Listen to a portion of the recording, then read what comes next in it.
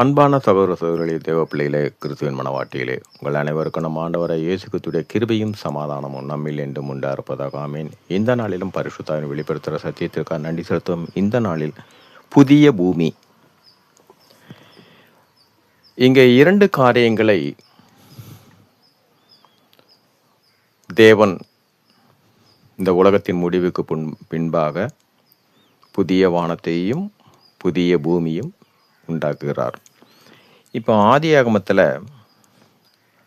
1ஆம் அதிகாரத்தில் 1ஆம் வசனம், ஆதியிலே தேவன் வானத்தையும் பூமியையும் சிருஷ்டித்தார். சிருஷ்டிக்கும் போது தேவன் பார்த்தீங்கன்னா வானத்தையும், வானங்களைப் போல அநேக வானங்கள், இது வெளிப்படுத்தல் விசேஷத்தில் 3 வானங்களை குறித்து வெளிப்படுத்தல இருக்குது.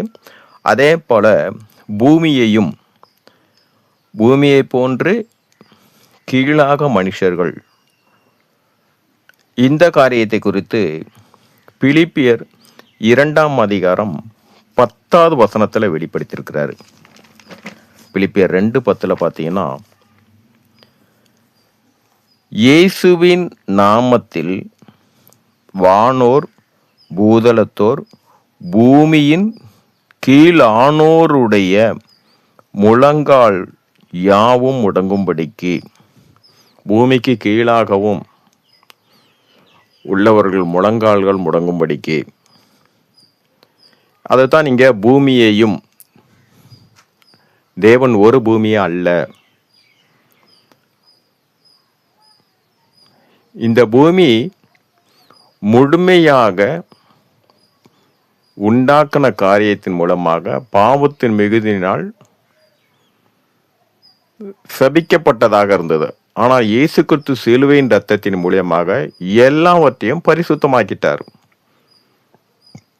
பரிசுத்தமானாலும் யாரெல்லாம் ஆண்டவராகிய இயேசு கிறிஸ்துவை ஏற்றுக்கொண்டார்களோ அவர்கள் எல்லோரும் பரிசுத்தமாக்கப்பட்டார்கள். ஆனால் பூமியில் இன்னும் அவர்களை ஏற்றுக்கொள்ளாதனால்தான் பூமி பரிசுத்தமாகாமல் இருக்கிற காரியம், பாவத்தின் மேல் பாவம் மிகுதியாக பெருகி கொண்டே வர்றதுனால காரியத்தினால இந்த பூமிக்காக அழிக்கும்படியாக, முற்றுப்புள்ளி வைக்கும்படியாகத்தான் நியாய தீர்ப்பு. இப்பொழுதே ஆண்டவராகிய இயேசு கிறிஸ்துவை நாம் எப்படி ஏற்றுக்கொண்டோமோ அதே போல் சர்வ உலகமும் அவரை ஏற்றுக்கொண்டால் நியாய தீர்ப்பு இல்லை. எப்படி நினிவே பட்டணத்தார் மனம் திரும்பினார்களோ அதே போல சர்வ உலகமும் மனம் திரும்பினால், நம் ஆண்டவராகிய இரட்சகரை ஏற்றுக்கொண்டால் நியாய தீர்ப்பு என்று ஒன்று இல்லை. ஏன்னா மன்னிப்பதில் வல்லவர். சரி, இப்போ இந்த புதிய பூமி எப்படி இருக்கும்? 2 பேதுரு 3ஆம் அதிகாரம் 13வது வசனம், வரப்போகிற இந்த பூமியில் நியாய தீர்ப்புக்கு அப்புறம் உண்டாக போற பூமி, இந்த வசனத்தில் என்ன சொல்லணும்? அவருடைய வாக்கு தத்தத்தின்படியே நீதி வாசமாயிருக்கும் புதிய வானங்களும். எப்படி இப்ப இருக்கிற வானங்கள் அசுத்தமாக்கப்பட்டது, இது எல்லாமே ஒரு சுருட்டப்பட்ட ஜமக்காலத்தை, ஒரு பாயை போல சுருட்டப்படும். ஆனால் வானங்கள் உண்டு.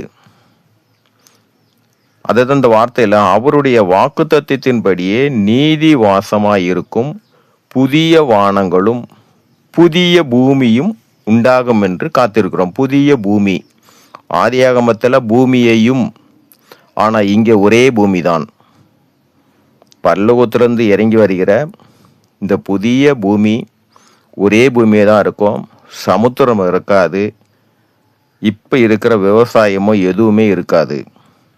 ஒரே பூமி மாத்திரம். அதில் எல்லாமே எப்படி என்றால், நீதியின்படி மனுஷன் எப்படியாக இருப்பான் என்றால், ஆவிக்குள்ளாக நம் கிறிஸ்து எப்படி இருந்தாரோ அதே போலதான். அங்கு சூரியனும் இருக்காது, சந்திரனும் இருக்காது. இயேசு கிறிஸ்து தான் வெளிச்சமாகவே இருப்பார். அங்கு எல்லோருமே எப்படி இருப்பார்கள் என்றால், எப்படி கெத்தமனே தோட்டத்தில் அவருடைய சீசர்கள் எப்படி இயேசு கிறிஸ்துவை போலவே ஒரே மாதிரி யார் இவர்தான் இயேசு கிறிஸ்து என்று அடையாளம் காண முடியாத அளவிற்கு எல்லா சீசரும் எப்படி கிறிஸ்துவை போல் இருந்தார்களோ அதே போலதான் தேவன் புதிதாக பரலோகத்திலிருந்து இறங்கி வருகிற பூமி உண்டாக்கப்படும் போது நாம் எல்லோரும் எப்படி இருப்போம் என்றால்,